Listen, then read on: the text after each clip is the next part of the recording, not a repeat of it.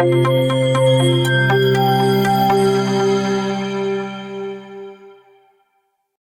everyone. Okay, now I'm just showing you one more interesting case which I came across. Okay, so this is my case around 53-year-old male patient who came with a complaint of bad breath. Okay, now that is not a concern over here.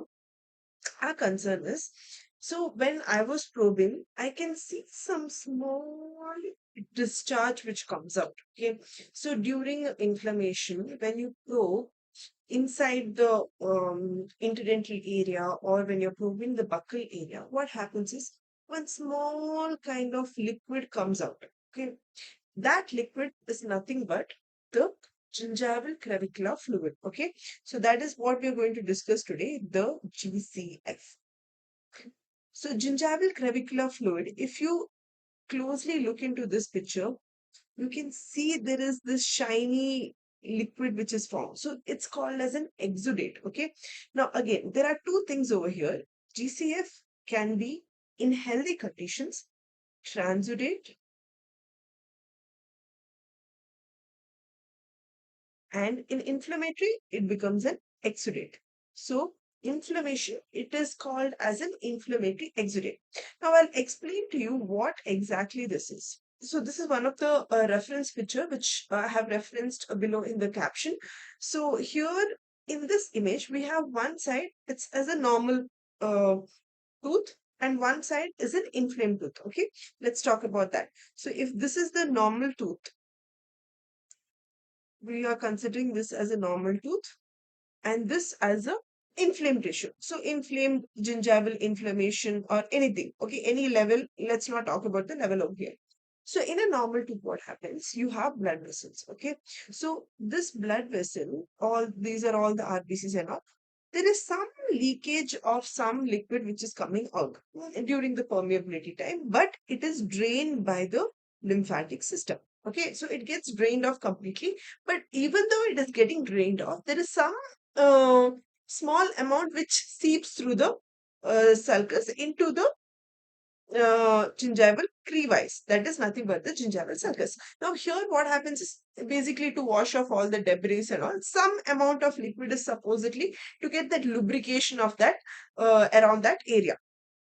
But in an inflamed tissue, what happens is, so imagine this blood vessels. There is, we have spoken about the vascular permeability and the leakage of the inflammatory tissues and all that. So when the leakage gap becomes more, the lymphatic drainage is not able to drain all the transudate from there. So what happens is it goes seeps out and reaches into the crevice. So that becomes and it becomes a response to the inflammation which is there in the surrounding. Okay, so that becomes your inflammatory exudate. So that exactly is what we're going to discuss today, that is the gingival crevicular fluid. So let's start. So first of all, what is GCF? Let's understand that properly. Okay, so GCF is nothing but gingival crevicular fluid. It's also called as sulcular fluid. Okay, and it is nothing but a physiological fluid. Okay, it's physiologic, it's not pathologic yet. If it happens in a inflammatory situation, it becomes an inflammatory exudate. Otherwise, it is a physiological transudate. This is very important and it has been asked multiple times. What is the transudate which is seen? So that in the oral cavity, that becomes your gingival crevicular fluid.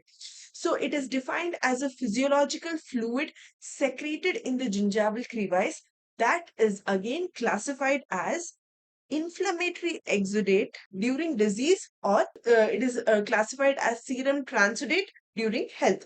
So it is in the healthy state, it is transmitted in very minute amounts. You know why I have discussed previously, but it is increased response to inflammation. So coming to the different components. So what we're going to learn over here is the various components, what is inside this crevicular fluid, what and all it contains.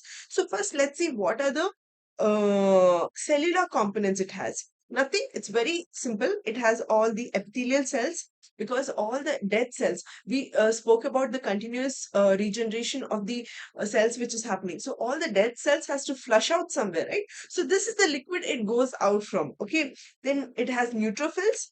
Of course, the first line of defense mechanism, neutrophils, the monocytes, macrophages, and lymphocytes.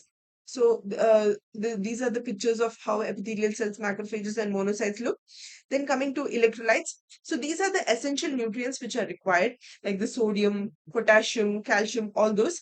Then we have organic compounds. Now, this is like basic what saliva contains. So saliva contains carbohydrates, lipids, and proteins. So definitely it contains. So those are the exact components which is present in the GCF as well. And then we have the inflammatory mediators. We have IgG, substance P, prostaglandin E, acute phase proteins, C-reactive protein, leukotriene, cytokines, and tumor necrosis factor alpha. So this much we understood. Right? Now, how do we remember all this? So let me tell you an interesting way to remember. Imagine we have a battlefield, okay, and the battlefield is nothing but our gingiva itself. Okay, so we have the gingiva and the bacteria. Now, when the battle is happening, who is in charge of the gingiva? The C, E, and O. Okay, these are the main people who are in charge of the fighting the battle. Okay, so see, you have your cellular components, and then you have your electrolytes, and O, you have your organic compounds. Now, the entire battle has to be mediated, right? And that work is done by your inflammatory mediators. So this much, if you can remember, what comes under each is automatically you will remember no matter what.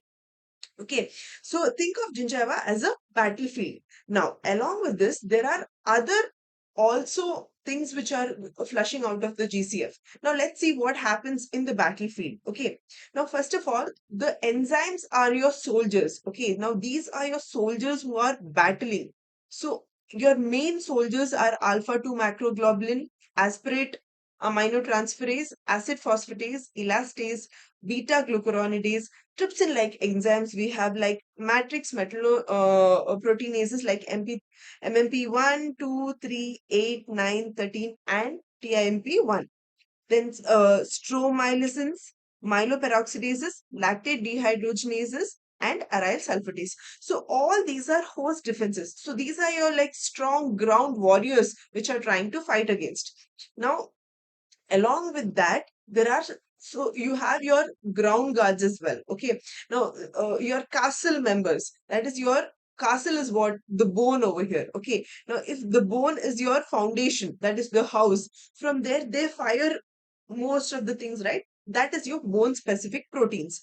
So you have formation markers, they form the formation of the battlefield, and then you have the resorption markers, okay, where they bring back all the soldiers who are not available for fighting. So under your formation markers, you have type 1 collagen peptidase, alkaline phosphatase, osteocalcin, and bone GLA proteins. And under resorption, we have TRAP. It's very important question. Tartarate resistant acid phosphatase, GHYL, galactosylhydroxylysin, GAGs, glycosaminoglycans, and hydroxyproline and T-terminal osteoclasts. So now what happens is the bone proteins are there where there is a formation markers and you have the resorption markers. So all I have that briefly. Now next comes you have fought the bacteria now, but you will have bacterial products, right? So under whatever bacteria toxins release, you are collecting all of that. So that includes your lactic acid, you have your endotoxins, and you have your urea. These are the bacterial byproducts. All the toxic materials which they have got to throw poison over the gingiva, they have you can collect those. Okay, so the GCF is collecting those as well.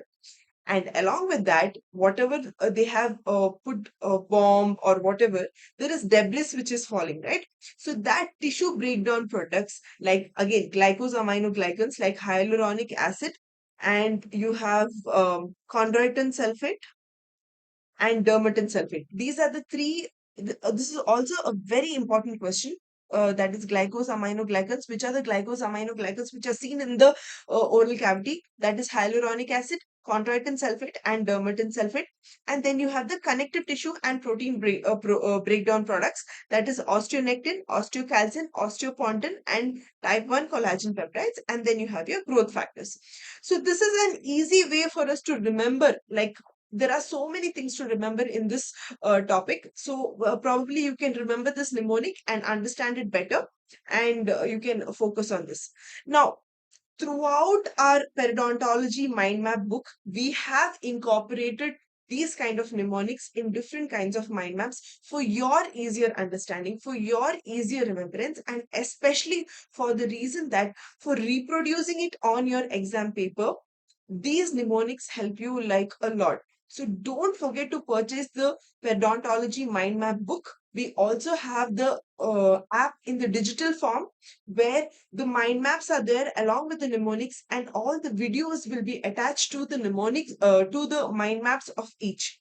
So it's very easy. Periodontology is not like how you're studying 10 years back. It's become so easy for you all to come and grasp of what is periodontology. So don't forget to buy the book, and don't forget to subscribe to the app as well.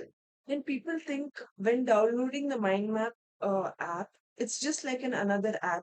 It's just like another normal, okay, normal studying kind of app. No, here you have different kind of MCQs where you can press and you can gain points, as well as you have flashcards where if you answer the right questions you gain coins, and these coins you can open another new mind maps where you don't have to pay.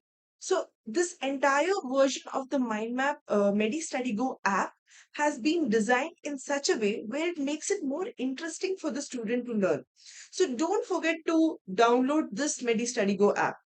As for today's MCQ, the gingival crevicular fluid is increased in all except gingivitis, smoking, periodontal pocket, trauma from occlusion. Now, this is also a very interesting concept. What happens to gingivitis? Gingivitis, there is inflammation, so definitely there is uh, exudate over there. Smoking, let's hold back. Other than that is periodontal pocket. Periodontal pocket, again, we have uh, periodontitis, periodontal inflammation. So there will be an exudate.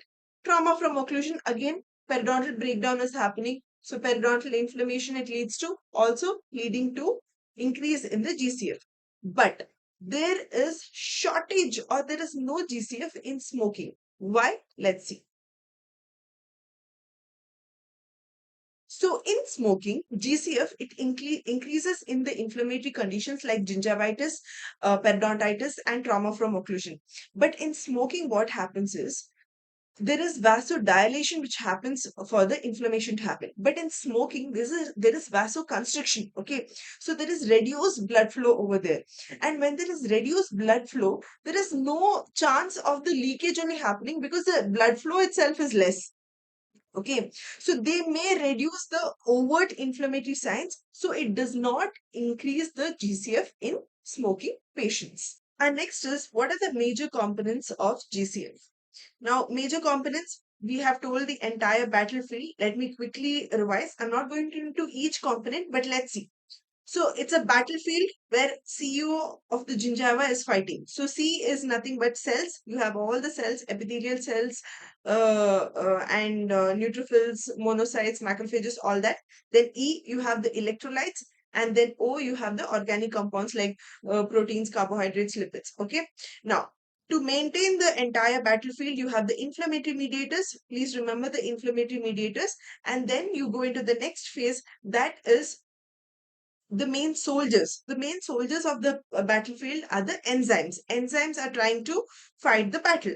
Now, along with them, you have the bone protein markers. You have the formation markers and you have the resorption markers. Okay, formation in the capsule itself, they have to form, and then they have to this thing.